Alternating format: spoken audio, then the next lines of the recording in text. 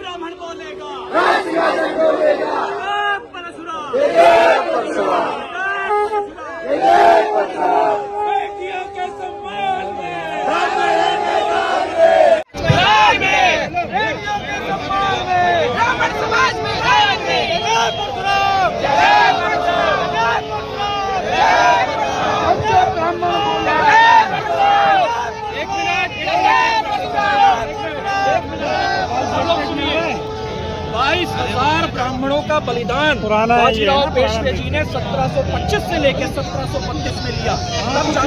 ब्राह्मण इसलिए नहीं किया।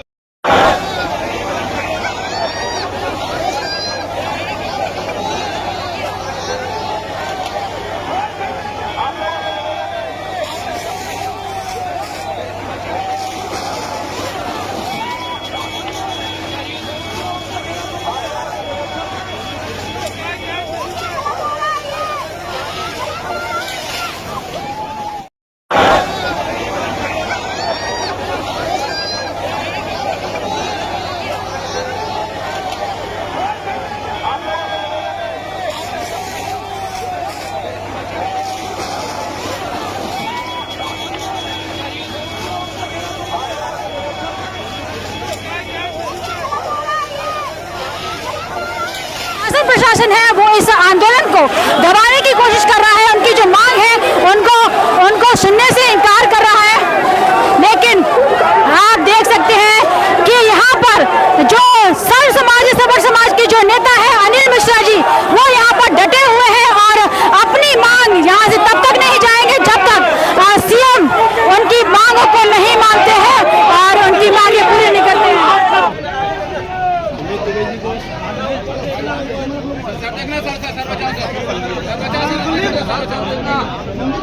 बचा के भाई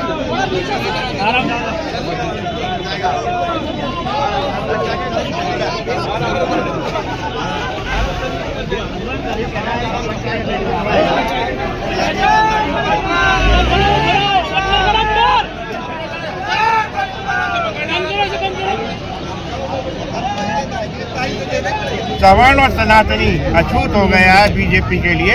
मुख्यमंत्री के लिए हम अछूत हैं, लेकिन हम स्वागत करते हैं मुख्यमंत्री का, बधाई देते हैं कि हमें इसी अछूत श्रेणी में रखें। आगे परिणाम मुख्यमंत्री जी और बीजेपी भुगतेगी। क्या परिणाम भुगतेगी? आपने ऐलान किया है कि अब सड़क से संसद तक ऐलान होगा। सड़क से संसद तक ही जाएगा ये आंदोलन, नहीं बचेगा। आज उनने मारपीट की है, पानी की बौछार की है, सर्दी के मौसम में महिलाएं, बच्चे, पुरुषों के साथ जो अभद्र व्यवहार किया है। हम शांतिपूर्ण आंदोलन कर रहे थे, हमारे पास में कोई इस तरह के वेपन हथियार नहीं थे, ना कोई वाणी का इस तरह का ओझ था या गंदी वाणी बोली हो, उसको दबाने का प्रयास किया जा रहा है। इसका मतलब यही है कि भाजपा सरकार जो है वो चाहे दिल्ली में बैठी हो, चाहे ग्वालियर में बैठी हो, चाहे भोपाल में बैठी हो, वो सनातन और श्रवण की विरोधी है। वो नहीं चाहती सनातन और श्रवण को, वो एक धर्म चाहती है।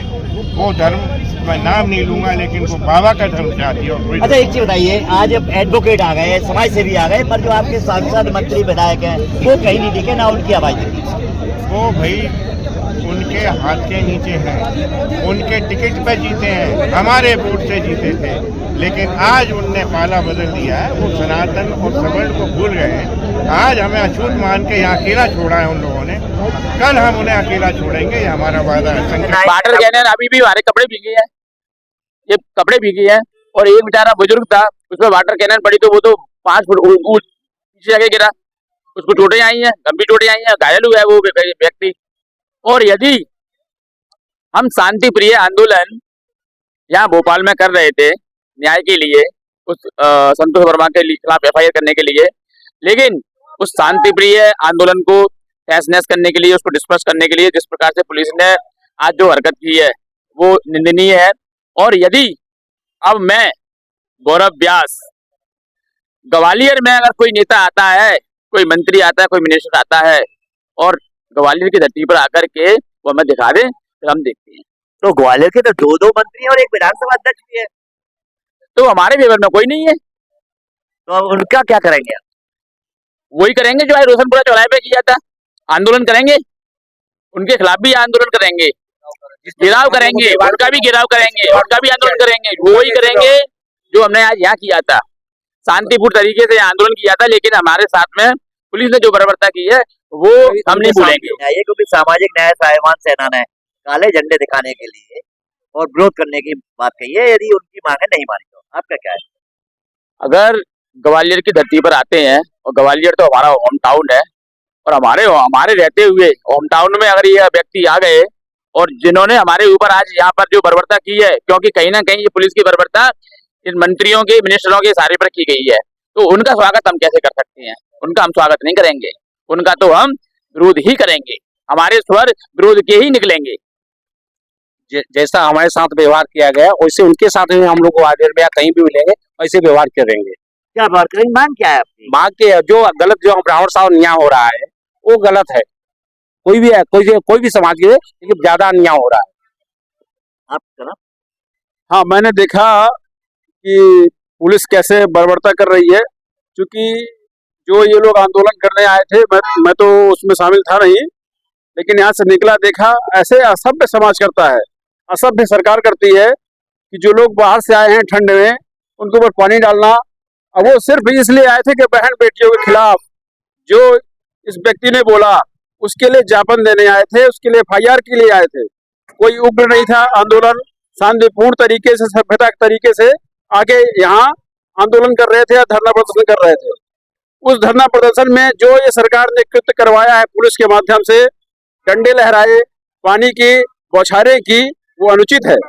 ऐसी सरकार यदि सभ्य लोगों के प्रति ऐसा व्यवहार करती है तो ऐसी सरकार मेरे हिसाब से समाज के लिए नहीं है। फिर ऐसी सरकार को पाकिस्तान में जाके शासन करना चाहिए, भारत में शासन करने वाली सरकार तो ये है नहीं मेरे हिसाब से।